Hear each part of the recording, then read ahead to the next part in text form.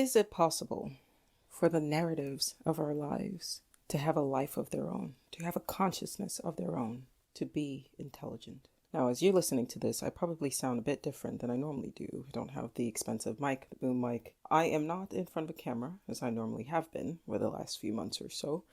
I am actually just standing right now in my bedroom and recording this like I used to back in the day before the lights and the productions and things of that nature, because it was just an idea that I wanted to flesh out in the moment as it's come to me. It actually has been in the back of my mind for the last few weeks as I've watched things happen beyond my control.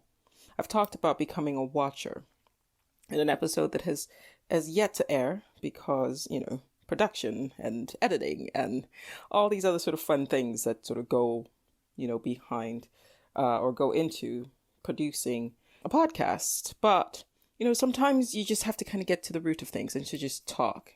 And I miss the old days when that's exactly what I used to do. I would just get up, I sit in my recording closet, turn on the phone, hit the record button, and talk. And so here we are. I put out an episode a while ago that asked whether or not sound itself could be conscious. Could there be entities that exist as pure sound? If you've not had an opportunity to listen to that episode, I suggest that you go check it out, because it's one of those episodes that just sort of like tickles the brain, right? That makes you sort of consider reality in a way that we don't normally consider.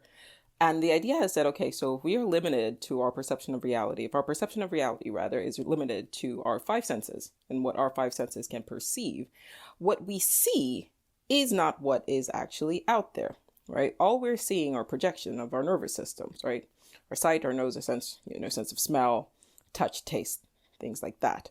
A bee would perceive reality differently than a dog, and a dog would perceive reality differently than a human being, right? So what we see, what we perceive, and how we react to reality itself is based on what we are perceiving and what our nervous system, I should say, allows us to perceive. So I beg the question, could there be entities that exist or that are only perceptible to us through our sense of hearing, through sound, that exists to us as pure sound? And now I'm taking that and I'm building up on it. I want to ask you the question, is it possible? Could it be possible that the narratives of our lives itself could be alive? Now I know there's probably nobody that's ever actually talked about this.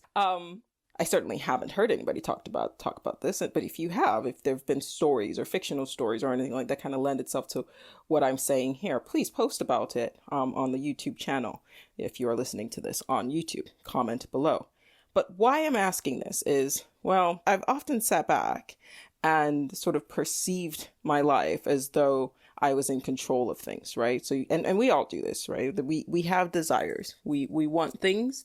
And then we sort of go about trying to make them happen. But very few of us actually question the desires that we have. Where do these desires come from? And I found myself asking a question just last week, like, just because I have a desire for something, does that necessarily mean that that desire is aligned with my will, with what I want? I'll say that again. Just because you have a desire for something, does it necessarily mean that that desire is aligned with what you actually want? Because we don't often ask ourselves, hey, where exactly are our desires coming from? The same way we don't ask ourselves, where the fuck are our thoughts coming from, right? Thoughts just happen. I've said it over and over again, right? You cannot think your thoughts. Right? We do not control our thoughts because it requires us to think them before we think them. So thoughts just happen. It's the same thing with desire. Like, you have a strong desire for something, and we have been programmed to just accept that because you have a desire for something. It's yours. It is your desire, but did it originate within you, within your mind? There's a society that has programmed that desire within you. Is it something else? Do we question these things? No, we don't. We don't. And is a desire that you have aligned with your will? Is it something that you actually want? Can you desire something and not want something? The easiest way I can simplify it for you is, like, for example, imagine you have a sort of a reaction to, let's say, somebody of the opposite sex. You desire them. But let's say you're also married and you love your wife, and you know that should you go after, or your spouse, I shouldn't say, your wife or your husband, right? And let's say that you know should you go after this, should you pursue this desire, right? It's going to cause you to have problems in your marriage, which is something that you do not want, right? And you might actually hurt the person that you love, which is also something that you do not want. However, because you have this desire for this individual and you've been programmed, we've all been programmed that desire, without checking it, that desire is also something that you want. We don't check it the same way we don't check our thoughts, right? The next thing you know, you're now finding yourself in the narrative of cheating spouse. There is a narrative that is now unfolding because you're pursuing a desire that you have not questioned. And that narrative that is unfolding now has you playing a role of cheating spouse. And what I'm wanting you guys to think about in this episode is where are these desires coming from? Because it is our desires that tend to drive the narratives of our reality experience. And sometimes they seem to control us, not the other way around, right? How many people have you sort of heard say this, right? I don't know what came over me, right? And they blink and all of a sudden, they find themselves in a situation that they would not have wanted themselves to be, right? You think about, for example, as I'm talking, I think about Bill Clinton, right? Say what you want about him as a person. This is not a political statement. This is just an idea that popped into my head. This is a thought that popped into my head. I can't tell you where it came from, but this is what popped into my head. So I'm going to go with the narrative. This is the story playing itself out. Bill Clinton was sort of at the top of his political career, and he chose to sabotage his relationship with the public and with his wife by having an affair with Monica Lewinsky. And people have written about this. Like, why do men sort of choose to, quote unquote, choose being the opposite word and choose being put in quotes, to destroy themselves in a career at peak moments of their lives? And I guess my response to that is this a choice, or was that just what was supposed to happen? And is he just a sort of a semi-conscious being in a story that wants to see itself come to fruition? I'm not saying that this is absolutely true. I'm not saying that what I'm saying here is right. What I am saying is it's certainly something that's worth thinking about. And that's the only thing that I can promise that I can do in these podcasts, is to give you something to think about, right? This is something to think about. What if you can assume and you can operate with the assumption that I'm wrong? That's fine. But what if I'm right? What if we are, in fact, sort of semi-sentient beings in a simulated, reality, in a simulated world, right? And as we already know, right? What do we know? What do we know, actually? Because I was about to make a very general statement, like, we don't know a lot, actually. There isn't much that we can actually say that we know. We can claim that we know, but we can only know things based on our limited perception of reality. What do we actually know? I don't know. I can only tell you that based on my 5 senses, this is what X, Y, and Z seems to me. But I don't know if I'd be bold enough to claim that it as absolute knowledge. And I think that once you start making those sort of bold statements of, I know this to be true, you kind of end up painting yourself into a corner. I've been thinking about going back and rereading Cosmic Triggers by Robert Anton Wilson, because he kind of talks about that, right? Like, do not paint yourself into a particular belief system, BS, right? Because you end up sort of tainting your perception of reality, and sometimes to your detriment. So what do we actually know? Can a narrative be conscious? Well, if you go back long enough on the podcast, you'll see me, or you hear me discuss about, say, when you're watching a TV show and you catch yourself yelling at a character on the TV, and you go like, why would you do that? And you catch yourself questioning the narrative of the characters, the behavior of the characters. Why would you do that? Right? And you realize as you're yelling at the TV that that's not necessarily a sane reaction, because at the end of the day, they did that because that is how they were written. The plot was there. The story was there. The characters are just playing their roles. And whether or not the actors are aware, which they are, the actors are aware that they're playing a role. But at the end of the day, they have to play the role according to the script. Whether or not your mind believes that they are real, that's the illusion of a narrative, right? You believe that what you're watching is real, even though you know that it's not. It's a story. It's playing itself. But you believe that what you're watching while you're watching it is real, which is why you have the emotional reactions that you do. And I've said that you should take the same approach when dealing with people. That when you find yourself sort of having an emotional reaction to a person behaving in a particular way, you have to take a step back and you have to say, hey, listen, they're acting this way because that's the way they're programmed by the society that they found themselves in, the culture that they found themselves in, the gender that they found themselves playing, the race that they find themselves playing, like all of that, the age group that they are behaving in a way that were they born maybe in a different time, in a different culture, they wouldn't behave. So they're like a character in a TV show. That's just how they were written. Right? Most people are not conscious of the thoughts that pop into their head, let alone their actions, what drives their behavior. Most people aren't awake. And so you almost have to treat them as though, they're sleepwalking. You almost have to treat them as though they are characters on a TV show, right? That they're behaving in that way because that's how they've been programmed. That's how they've been written. That's how society has cultured them. And I'm saying take that a step further. You understand that the narrative on a show that you're watching was written by an intelligent being. At least that's our understanding anyway. We want to believe that the writers, were sort of in control of what they're writing. But then any writer will tell you that when they sit to write a story, they might start with the intention of writing one story, but the story ends up doing its own thing. I know this because I've written stories, and it's absolutely true. The best way to move as an artist, as a creator, is to just let the story unfold on its own and see where the story leads you. Any artist will tell you this exact same thing. And it's not just with writing.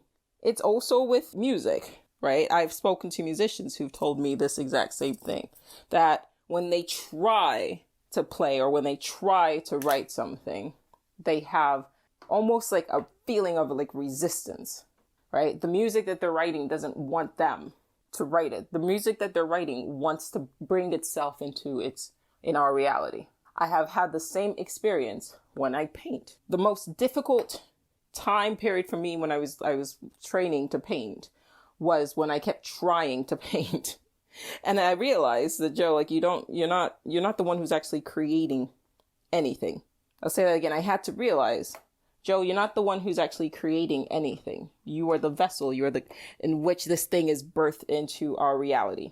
And I'm asking you, can you take that mindset and push it further in terms of our life experiences, the shit that happens to us, our life stories, our life dramas?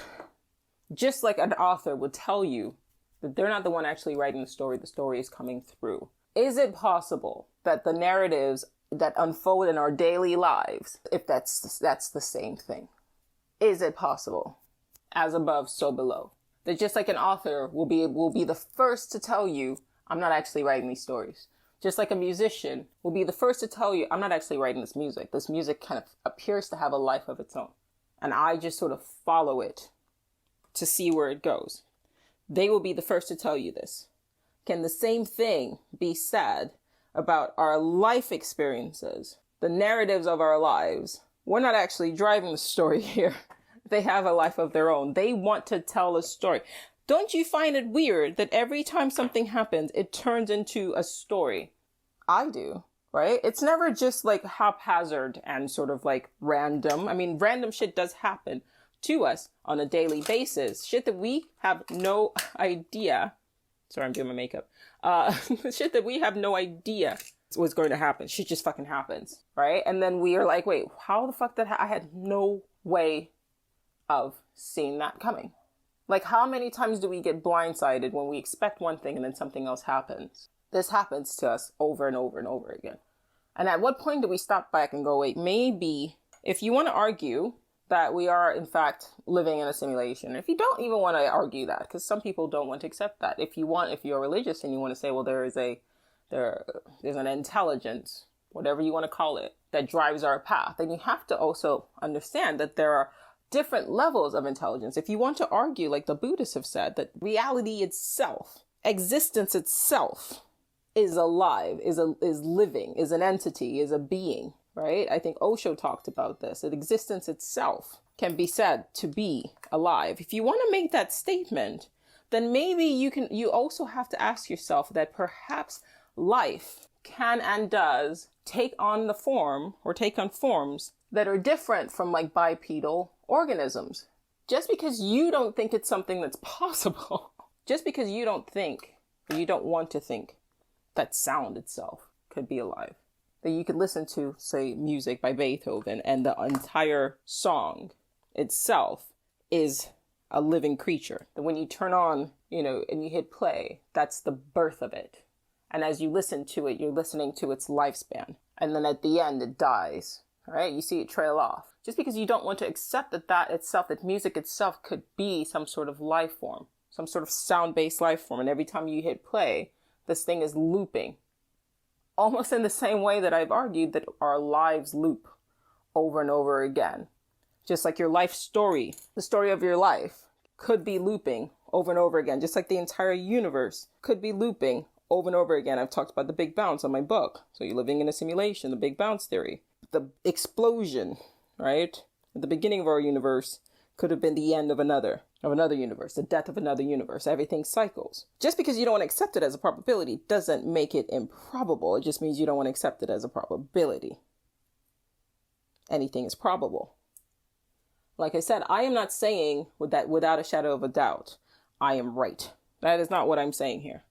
I'm saying maybe this is something that we ought to consider. Now, this is part one. I'm going to sort of build up on this thought, I think, in part two. But I wanted to put this out there. I started interrupting what a regular scheduled program. There's another video that is set to air after this one. It was supposed to air before this one, before I had this thought. Then I was like, this needs to go up, right? The narrative wants to be shared. The narrative wants to be told. It wants to tell the story. Whether I'm right, whether I'm wrong, whether I'm indifferent, can the stories that we tell, can they have a life of their own? Do they have a way? Are they life forms? Do they have a way of burrowing themselves into our heads, into our minds, and then affecting or infecting our behavior? And then we pass them on to the next person and the next person, and that's how the stories live. Could they themselves, the narrative of their lives, be a type of life form that you experience on a daily basis and you're watching it sort of play out? But because you haven't been told to expect it, to think about it in that way, you don't see it. You cannot perceive it. Because if you start to think about that, then when things start to happen, you sit back and you watch the story grow. You could sit back without resisting and watch the story take shape. The way you listen to a symphony from the beginning, the crescendo, the climax, and then the end, right? And instead of trying to resist it and fight it and ask, why is this happening? You take the same approach as you take any narrative that you watch on a TV. This is happening because that's how it was written. But it was written not because the writers had actually any control of what was being written, but because that's the story that wanted to be written. I'll say that again. Was it written? It wasn't written because that's what the writers wanted. It was written because that was what the story wanted to be. Are the narratives of our lives, the stories of our lives, the things that happen to us on a daily basis, the events, are they themselves conscious, maybe even sentient life forms? Something to think about.